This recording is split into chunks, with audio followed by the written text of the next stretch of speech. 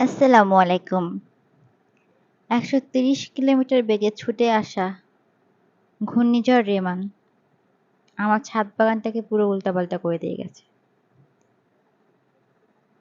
আমার ছাদে প্রায় ৩৫০ প্লাস গাছ আছে। অধিকাংশ গাছের কি অবস্থা হয়েছে দেখেন। এক কথায় বলা যায় গাছগুলোকে পুরো শেষ করে দিয়ে গেছে। আমার অধিকাংশ গাছই ফলন্ত। এই যে লেবু গাছগুলো দেখেন, প্রতিটা গাছে মাশাআল্লাহ কি পরিমাণ লেবু ধরছে। কিন্তু ঝড়ে গাছগুলোর ডালপালা সহ সব ভেঙে দিয়ে গেছে। একটা গাছ যদি জায়গায় থাকে,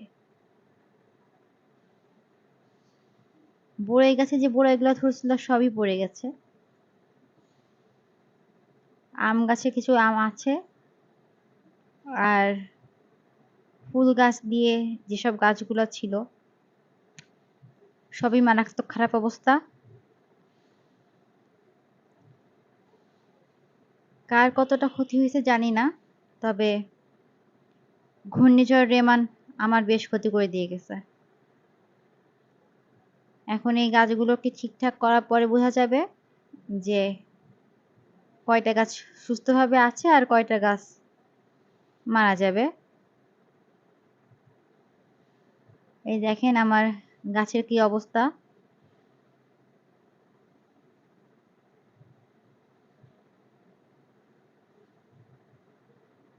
এখানে